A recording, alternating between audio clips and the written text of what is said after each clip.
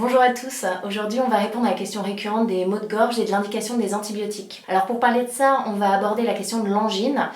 Attention, on va pas faire une consultation, on va pas non plus vous encourager à l'automédication, on va juste expliquer des principes de base pour mieux comprendre les enjeux de santé, mieux comprendre votre corps. Alors pourquoi l'angine? Parce que c'est une cause fréquente de mal de gorge, avec plus de 10 millions de cas par an en France, et que dans certains cas, ça peut nécessiter des antibiotiques après un test rapide pour identifier la bactérie.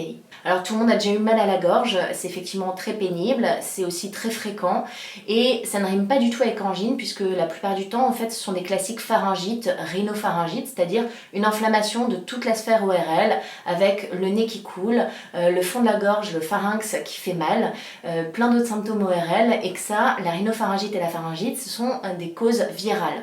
Alors pourquoi est-ce qu'on oppose viral à bactérien? C'est parce que les antibiotiques, l'amoxicilline, la pénicilline, ça marche contre les bactéries, ça ne marche pas contre les virus. Donc les maux de gorge d'origine virale, malheureusement, on n'a pas de traitement spécifique, on ne peut que vous donner des traitements pour calmer la douleur et attendre que ça passe. L'angine, elle est un peu particulière parce que c'est spécifiquement l'atteinte des amygdales.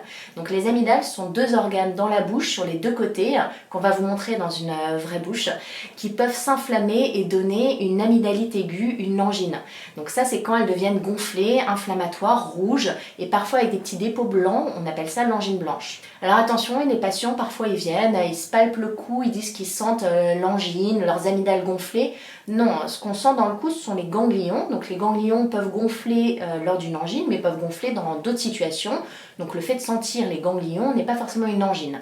Vous me direz quel intérêt de distinguer l'angine de la pharyngite?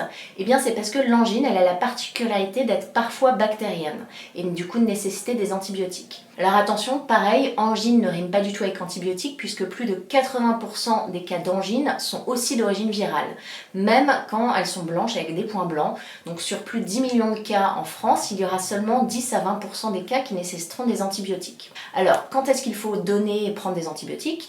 Ça c'est le travail vraiment du médecin parce qu'en fait il n'y a aucun signe clinique qui permette franchement de dire si c'est bactérien ou viral. Donc on peut s'orienter avec des critères cliniques que nous avons dans des scores comme la fièvre, l'âge, l'absence de toux, les ganglions. Mais en fait le seul moyen d'être sûr c'est de réaliser un test rapide qui permet d'identifier la bactérie et de prescrire les antibiotiques. Donc ce test rapide, vous l'avez peut-être déjà eu, ça prend 5 minutes. La plupart du temps, c'est le médecin qui le fait, mais ça peut se faire en pharmacie. Ça, c'est bon à savoir. On vient frotter avec un coton-tige les amygdales, on va vous montrer. Et on met le coton-tige dans des réactifs dans un tube. Et en 5 minutes, on identifie ou non la présence de la bactérie la plus fréquente, qui s'appelle le streptocoque, et qui, ça, nécessite un traitement par antibiotique. Donc là, vous comprenez que les maux de gorge sont très loin d'être synonymes d'antibiotiques. La très grande majorité sont d'origine virale, que ce soit des pharyngites ou même des angines, et que cliniquement, c'est-à-dire avec vos symptômes, on ne peut pas nous-mêmes savoir si c'est bactérien ou non. Alors évidemment, chaque cas est particulier, il y a aussi d'autres types d'infections, parfois bactériennes, d'autres infections virales qu'il faut identifier. Donc vraiment, chaque cas est particulier, ça ne remplace pas une consultation médicale, il est nécessaire quand même de vous faire examiner et de vous faire soigner. Et si votre médecin ne vous fait pas le test, probablement qu'il a ses raisons et qu'il y a une cause différente qu'il a identifiée.